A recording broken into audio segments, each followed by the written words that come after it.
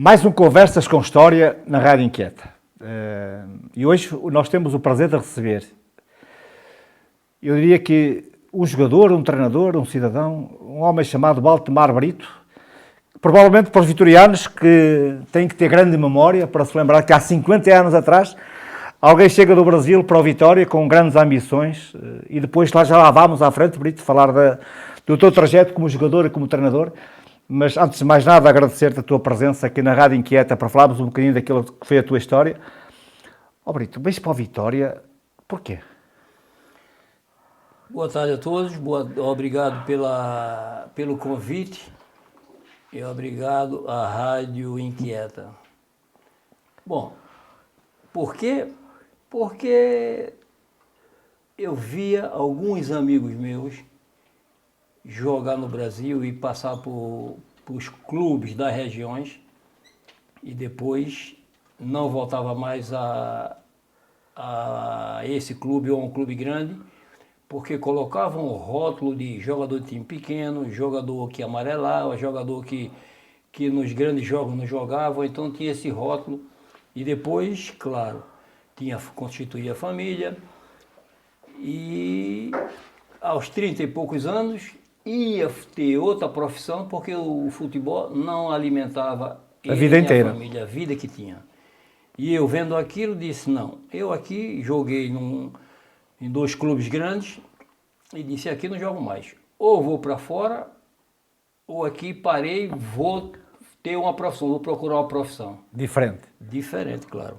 Então tive o convite do Pimenta Machado, que vivia em Recife, juntamente com o Pedrinho e tal, pronto, me apareceu essa oportunidade. E os meus amigos diziam, Brito, vai para Portugal fazer o quê? Porque naquela altura só vinha velhos, só vinha final de carreira. E eu vim com 22 anos. Eu disse, não, eu vou. Vou, não quero saber, vou. E vim embora. E graças a Deus e graças a Portugal, tive uma vidinha boa aqui.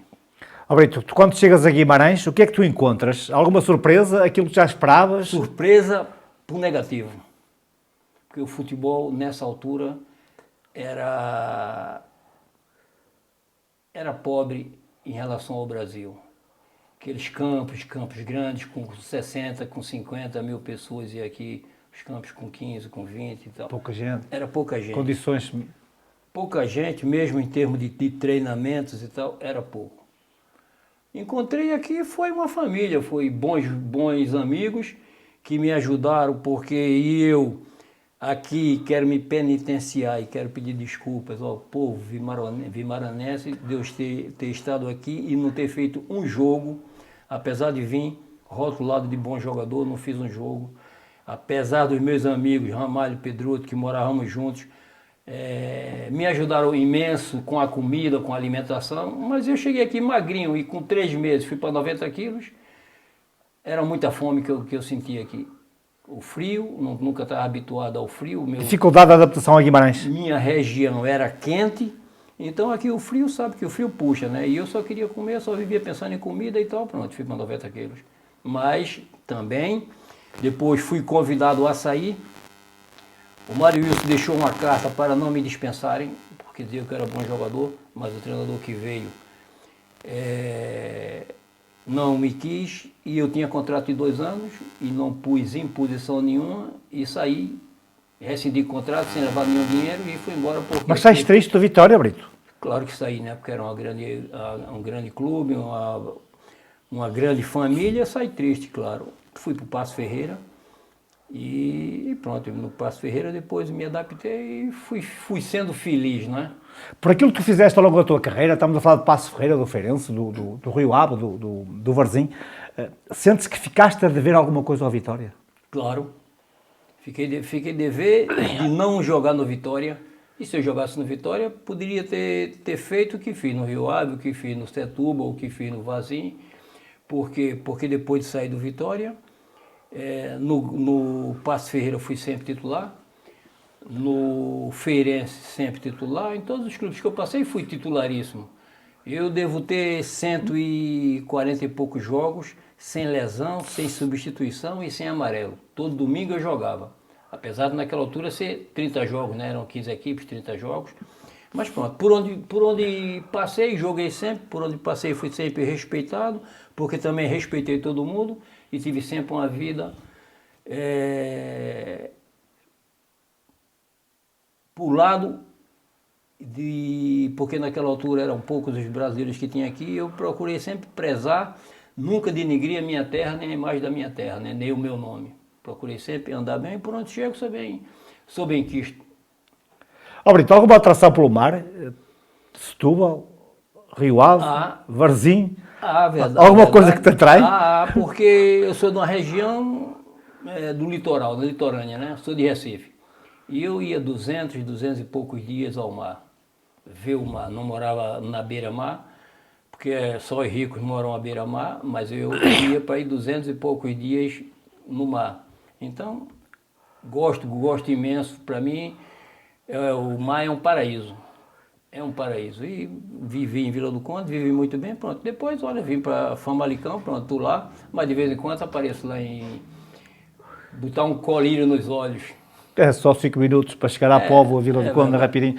Brito, já me disseste com alguma mágoa tua, não fazes no Vitória aqueles jogos que tu gostarias de ter feito. Mas sentes, ou sentias da altura, que este Vitória é um clube diferente de todos os outros? Com certeza, né?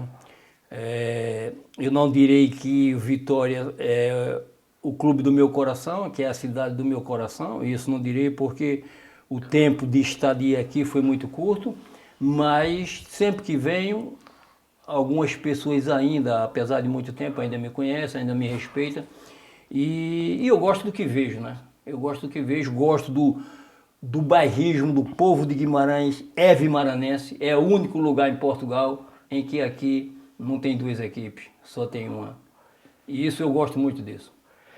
Brito, a tua carreira no Vitória é curta, mas depois tens uma carreira interessante, com clubes de média dimensão, mas sentes orgulhoso olhando para trás por aquilo que foi o teu trajeto como jogador. Olhando para trás, faria tudo outra vez, não é?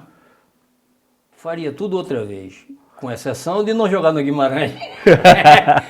Isso a gente já vai tratar disso. Volta atrás, a gente vai... E se voltasse atrás, eu ia comer menos. Mas foi uma carreira engraçada. Foi uma carreira engraçada. E, claro, se eu naquela altura não havia empresário, ninguém via e ninguém conhecia os jogadores, porque se houvesse empresário, se calhar eu tinha feito mais alguma coisa. Mas não tô insatisfeito. O mundo agora é diferente. O futebol que era no teu tempo, quando eras jogador, era uma realidade que não é esta realidade agora. Não podemos nunca dissociar o Brito de José Mourinho. Trabalhaste com ele vários anos. Como é que nasce a tua ligação com o José Mourinho? A minha ligação nasce com o pai, né? O pai do seu Mourinho foi meu treinador. Depois, naquela altura... No Rio Ave. No Rio Ave. Depois, naquela altura, salvo erro, o pessoal, depois da universidade, tinha que esperar um ano para entrar. Depois, quando acabava o secundário, tinha que esperar um ano para entrar na universidade. E aí ele levou o Mourinho Filho para treinar conosco e ficar lá conosco no Rio Ave. E pronto, ele passou um ano conosco. E claro, quando ele precisou, depois de muito tempo, precisou de um adjunto, o pai indicou, porque o pai tinha inteira confiança em mim, né? Então tínhamos uma relação muito boa com o pai, com a mãe. E claro, ficou sempre, ainda tenho, né? Ainda tenho uma relação com o Mourinho muito boa, com a família e tal, é muito boa, muito boa. Como é que tu recebes o convite do Zé Mourinho para ir treinar? Isso aí eu já estava quase fora do futebol, né? Eu estava treinando, é uma história curiosa, porque eu vinha treinar, vinha jogar em Barrosas, que eu treinava o Barrosas. Aqui, em Vizela? Sim, aqui perto, é. O São Teolália?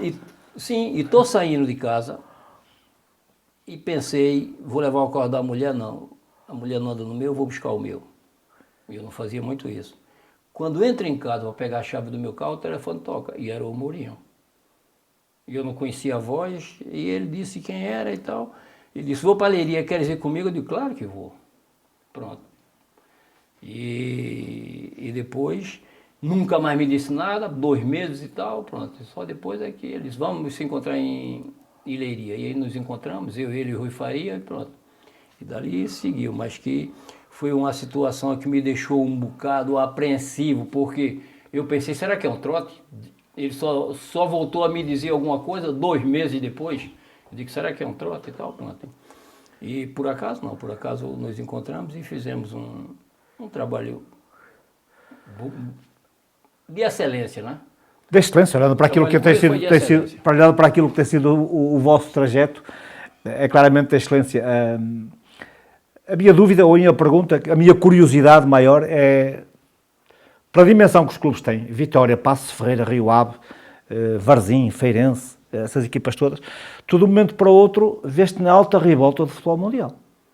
Como é que foi a tua adaptação? É verdade. A minha adaptação acho que foi simples, porque, com exceção do inglês, foi simples porque eu sou uma pessoa que sei estar. Eu sou uma pessoa que sei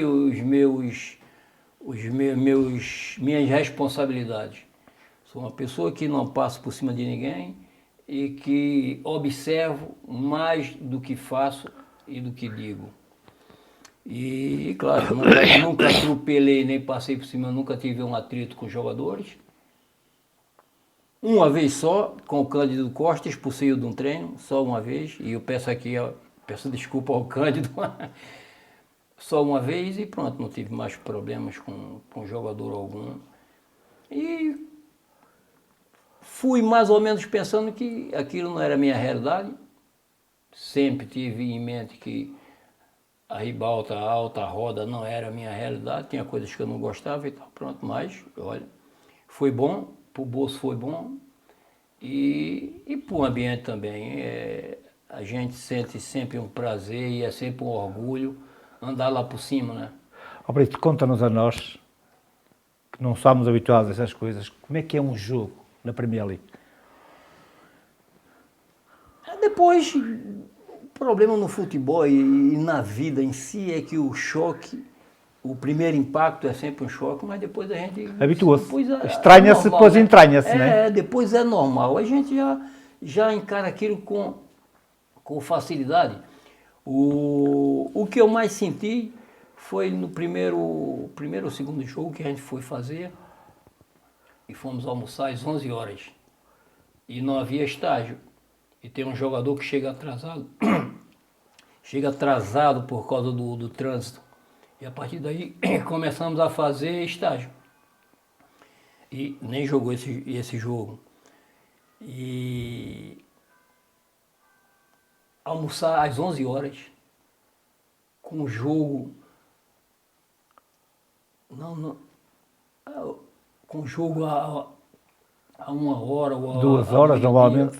Não era Habitual. Não era habitual. Com licença.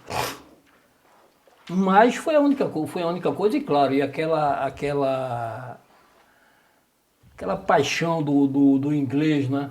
Paixão, a movimentação ao redor do estádio, fecham as ruas todas. Os 2 horas antes e 2 horas depois aquilo fica fechado ao trânsito. Então as pessoas passam e andam à vontade. E o respeito que as pessoas têm pelo futebol, né? Todos os ingleses têm pelo futebol. Se calhar não tem muito respeito quando sai da Inglaterra. Mas na Inglaterra eles respeitam muito o futebol. Jogaste eu diria, com o expoente máximo daquilo que são a qualidade individual dos jogadores. Daqueles jogadores que foram treinados por ti e por aqueles que foram teus adversários, quais foram para ti os mais surpreendentes? Olha, o Deco, o Derlei foram jogadores fantásticos aqui em Portugal. Vocês levam para o Chelsea uma meia dúzia de jogadores portugueses, o Paulo Ferreira... Levamos o Paulo Ferreira, levamos o Ricardo Carvalho. Depois saiu daqui também para lá Manique. o Maniche depois. Mas o Tiago. O Tiago, sim. O Tiago da Trofa foi para lá. E acho que ficou nisso, né? Falou-se, foi ventilado a hipótese do McCartney, mas depois o McCartney foi pro o Blackpool, e acho que foi considerado não, foi o artilheiro do ano Do campeonato. do campeonato quando esteve lá. Mas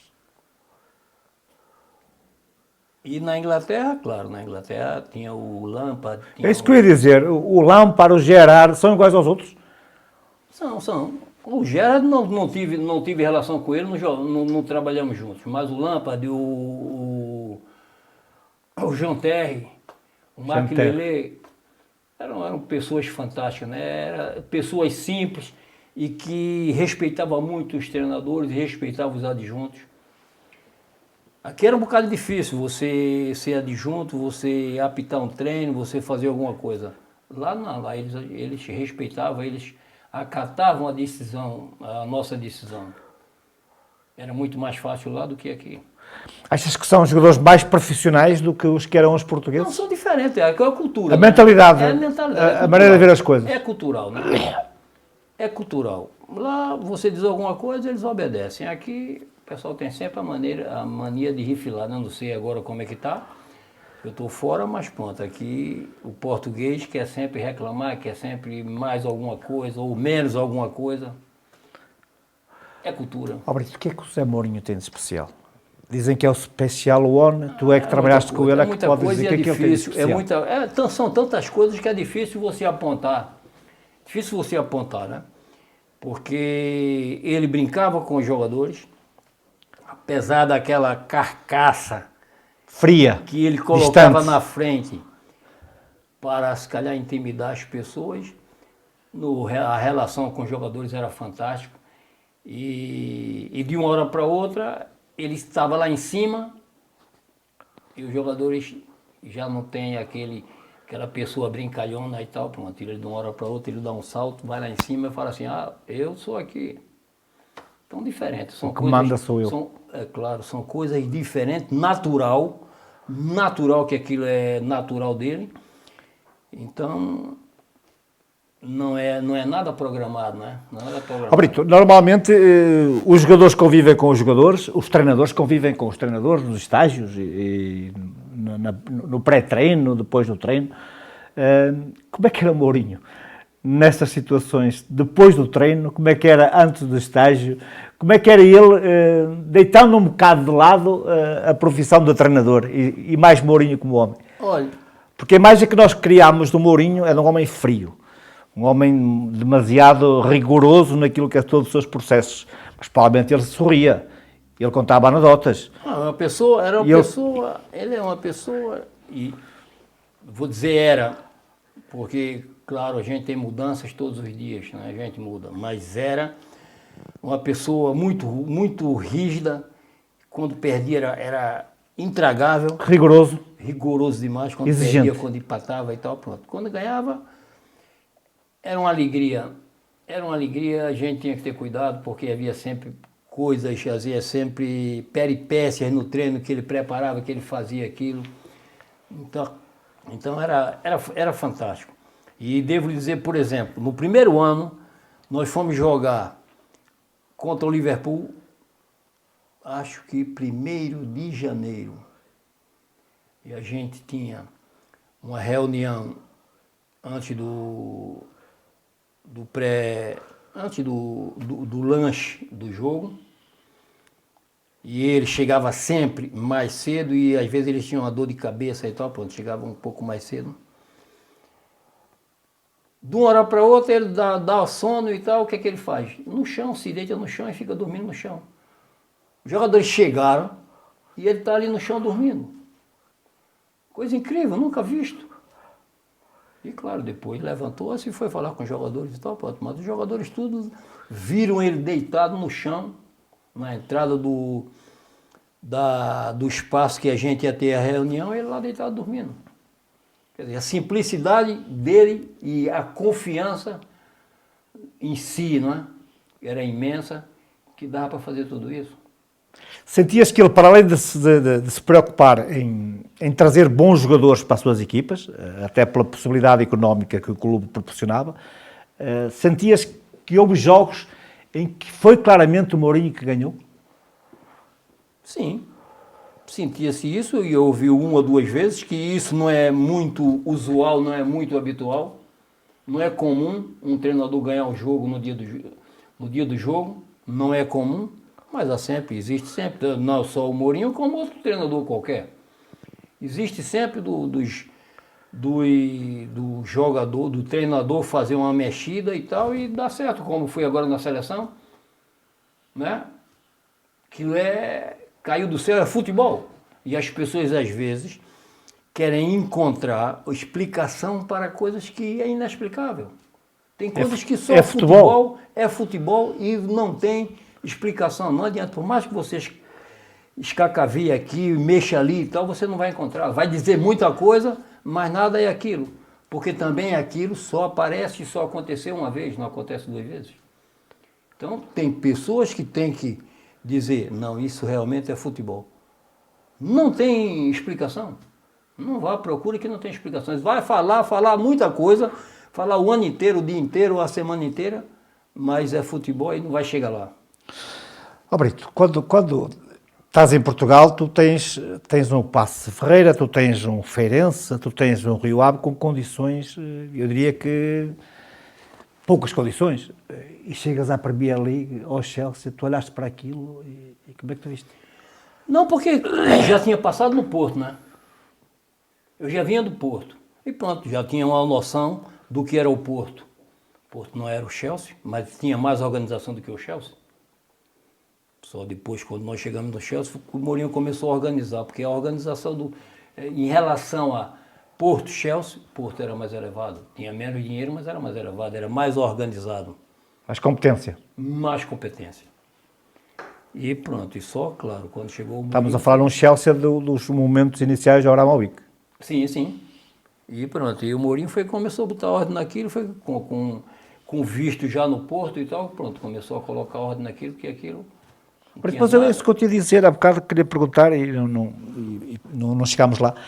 Tu estás no Paços de Ferreira, estás no Rio Ave, de um momento para o outro estás no Porto, campeão europeu, e de um momento para o outro o Mourinho disse-te, temos que ir para a Inglaterra. Como é que tu foste vivendo essas emoções todas? As coisas também não acontecem do dia para a noite, né? A gente vai vendo o que é que a gente vai fazendo e as possibilidades e as perspectivas que vão surgindo, que vão falando, então a gente vai se programando, vai se preparando e vai aceitando as coisas devagarinho, né? Porque isso não acontece de uma hora para outra.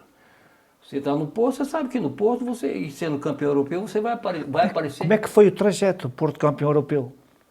Confiança no início? Confiança só a partir do meio? Não. Já na parte final agora tem que ser, vamos lá? Eu confesso que para mim foi mais emocionante ganhar a Taça UEFA na final. Foi mais emocionante ganhar a Taça UEFA do que a Liga dos Campeões. Agora, o trajeto da Liga dos Campeões, quando a gente ganha do Manchester, e engraçado que no Manchester, aqui, eu dizia para o homem, o Salgueiros até está jogando bem. Porque o Manchester aqui não jogou nada. Nós não deixamos. E lá, pronto. Lá, e porque a gente também tinha uma equipe muito inteligente. Tinha uma equipe. Mas há momentos no jogo que as coisas têm que correr bem. Porque se não correm bem, tu vais perder. E se correm bem, tu vais ganhar. Conta-me aquele momento em que Costinha faz o gol no último minuto. Então, aquilo é que eles falam assim, pô, passei. Não há possibilidade alguma mais de reviravolta. Então, são coisas da bola, né? É que eu volto a dizer, não há explicação. Você sente na altura, mas ninguém prevê aquilo. Não se prevê. Eu, por exemplo, eu digo sempre isso, a gente não, acho que foi no segundo ano do Porto, que a gente começava o jogo a levar gol, começava a levar gol, e treina, e levar gol, e treina. E leva gol na mesma. O Mourinho falou, não treino mais, deixamos de levar gol. Deixamos de treinar, deixamos de levar gol. Agora, isso é real? Isso deve fazer assim? Claro que não. Só em certas coisas. Mas chega uma altura que você, de tanto fazer, você fala assim, não faço mais, caramba. Não tem mais o que fazer. E pronto, não treinamos mais e não sofremos mais. Futebol não tem lógica. Não, Claro. nem sempre 2 mais 2 são 4 no futebol. Eu digo sempre isso. Isso eu digo sempre. Aquilo que eu dizia há bocadinho, tu vens do Leiria, ou vocês vêm do Leiria, e passado o momento são... Não, e por exemplo, no Leiria eu dizia ao Rui Faria, Rui, a gente não vai conseguir. Porque o que eu treinei quando jogador, o que eu treinava, era bancada, era segurar o homem aqui, era puxar para um lado, para o outro, corre aqui, corre ali, 10 voltas ao campo. E Já não sei ninguém o que, treinar assim. Montanha, praia e o caramba. Com o Mourinho era só bolinha. Eu falava assim, porra. Às vezes faltava um, eu entrava com 50 anos. Entrava e achava fácil. Eu dizia, a gente não vai conseguir, cara. Fisicamente não vamos conseguir. Vamos Aí arrebentar. começou a jogar, passava por eles com uma facilidade tremenda. Aí pronto, por quê? Porque a preocupação era o treino e a organização do jogo, mas também a recuperação. Pronto. Focava-se também muito na recuperação e olha, me enganei e fizemos com o Leiria, a gente estava fazendo um campeonato fantástico. Daí, se calhar... E o futebol português hoje tem anti-Mourinho e pós-Mourinho. Porque depois que o Mourinho passou no Porto, foi a evolução dos treinadores. Então nós falávamos sempre que é o novo Mourinho, não é? Falam de outros treinadores e tal, mas ninguém ganhou nada. O Mourinho aqui ganhou tudo. E ainda é hoje, para mim, o melhor treinador, o mais organizado, o melhor. Apesar de não conhecer profundamente os outros, mas é top ele, top. E as condições, Brito? Hoje em dia, as condições que são proporcionadas aos clubes são excepcionais. É verdade, porque você vê que antigamente, sem desprestígio para um talhante, né? Pessoal que tem o talho, Sim. o cara que tem uma garagem de bicicleta ou um sapateiro que fechava o seu estabelecimento às 5 da tarde para dar treino aos garotos. Hoje é tudo dos profissional. clubes. E eram os treinadores que se tinham naquela altura. Hoje em dia são professores. São professores a treinar os jogadores. Não interessa o que ganha, mas as condições que tem são fantásticas.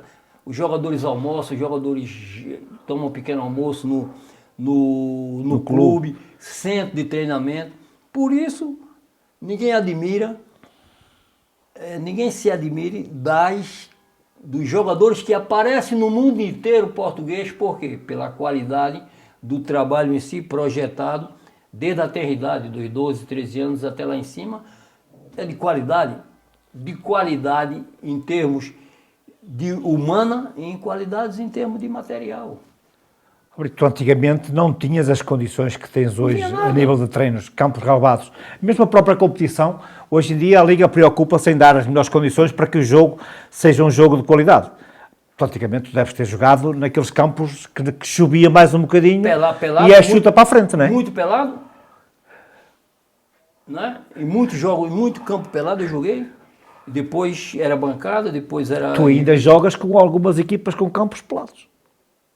Muitas. Claro. Muitas.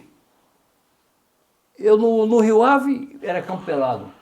Estamos a falar da Avenida. Sim, e todos os outros eram pelados. Aquele campo pequenininho, né? O Águida pelado, o Penafiel pelado, o Rio Pele pelado, Espinho pelado, Amora pelado. É muita coisa. Era muito, eu acho que o Olhanense acho que era pelado. Então era muitos campos pelados, Águida pelado. Então era muito campo pelado. Que condições tem um jogador para jogar no campo pelado? Não pode dar um carrinho porque leva a metade da perna, não é? Então era muito difícil. E outra coisa, sem contar com o material ruim, chuteira pesada, chuteira cheia de lama, jogo de camisa que dava para o ano inteiro. Não é? Hoje em dia os jogadores têm 2 jogos de camisa, às vezes. Tu não tens nenhuma, raramente tu podias ficar com uma camisola do jogo. Só final de época. Era final de época, a gente podia ficar com a camisola. Então, tudo isso é evolução. Fico triste não, fico contente. Claro. Contribuir para isso, fico contente. Fala em camisolas, Brito, que camisolas é que tens em casa que nunca mais vais vendê-las nem dá-las a ninguém? Para ser sincero, não tenho nada. Não guardo nada. Nada. Não guardo nada. Tem algumas coisas lá, mas dizer assim, que eu guarde, que isso aqui é relíquia. É memória. Não tenho. A memória está aqui. Não guardo nada. Se te pedisse qual foi o momento mais importante da tua carreira como treinador, consegues-me dizer? Como treinador,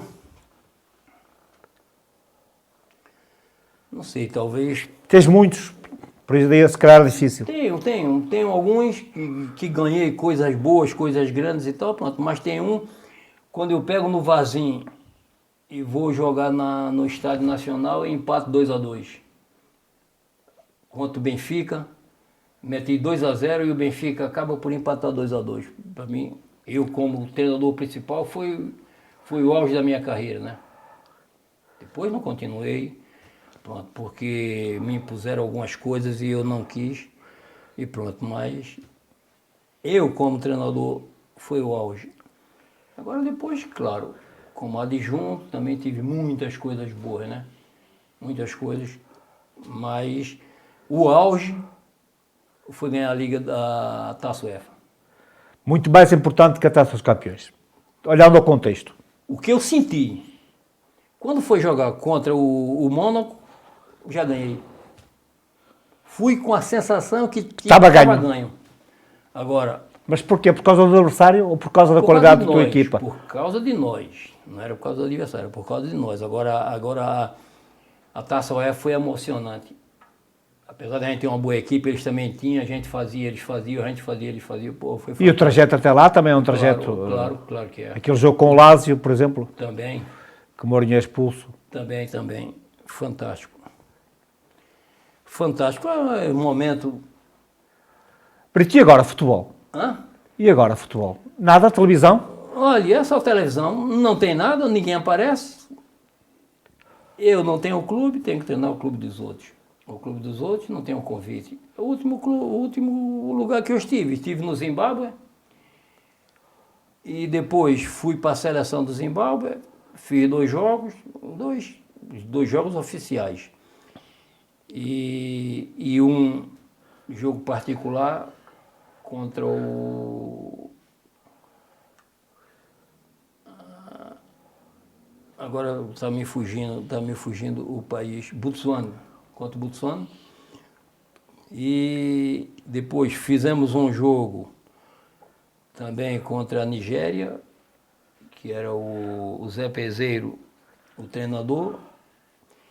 Eles empataram no finalzinho e mesmo no final tivemos 4 ou 5 chances de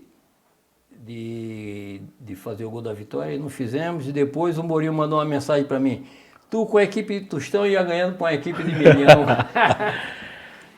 E pronto, depois, olha, todo mundo queria que eu ficasse, que eu continuasse e tal, mas tinha 2 pessoas lá, não quiseram e pronto. Foram mais fortes do que a imprensa, do que os jogadores, do que todo mundo e não voltamos mais. Brito, olhando para trás, apetece dizer um obrigado ao futebol? Apetece e digo sempre, e quando olho uma bola é minha mãe bola, porque o futebol foi fantástico e se hoje me dessem a oportunidade eu faria tudo outra vez.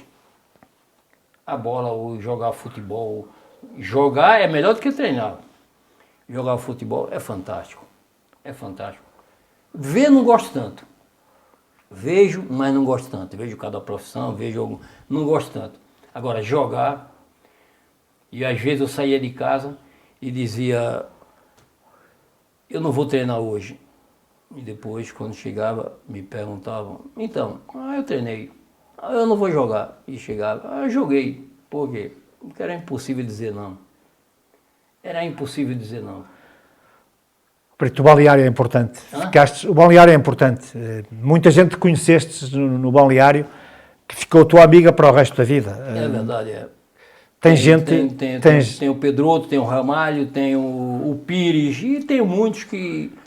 Não vou falar em mais nomes porque Deixa-me fazer só uma pergunta. Estás a falar do Ramalho, estás a falar do Pedroto. Tu no Vitória não jogaste? Como é que ficaste? Mas moramos juntos um ano.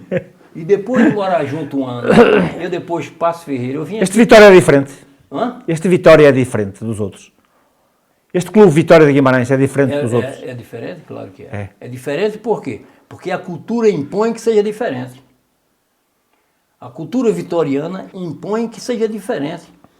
Porque é uma cultura que dão, mas exigem, mas também querem. E às vezes nos outros lados não é tanto assim. Nos outros lados, às vezes, não dão e exigem. Mas aqui não, aqui dão e exigem. Brito, não te preocupas em saber o resultado da vitória ao final da jornada? Às vezes me preocupo. Eu gosto, eu não sou tão faminha pelo resultado, pela bola em si. Mas gosto dos clubes por onde eu passei. E principalmente aqui porque, embora eu não tenha jogado, mas... Foi a porta de entrada, né? Não me devem nada, né? Não me devem nada e sempre que eu vim aqui, agora não tanto porque já são 50 anos e as pessoas já não conhecem, a população está mais jovem e tal, não conhece, mas quando eu vim aqui há mais tempos atrás, era uma alegria porque o pessoal me conhecia, embora eu não jogando, mas sempre, olha o Brito, havia sempre aquelas pessoas que falavam comigo e tal, pronto. E ainda hoje tem o privilégio de me dar bem com os jogadores daquela altura, né, que jogaram comigo. E é um privilégio, ainda vejo às vezes o Pimenta Machado, do hotel, e fala sempre comigo, é uma alegria quando vejo aquele homem, é fantástico. Gosto muito da simpatia, da presença dele. O futebol vale muito mais que vitórias e derrotas. Se as pessoas pensassem que atrás e depois do futebol tem sempre uma vida, né?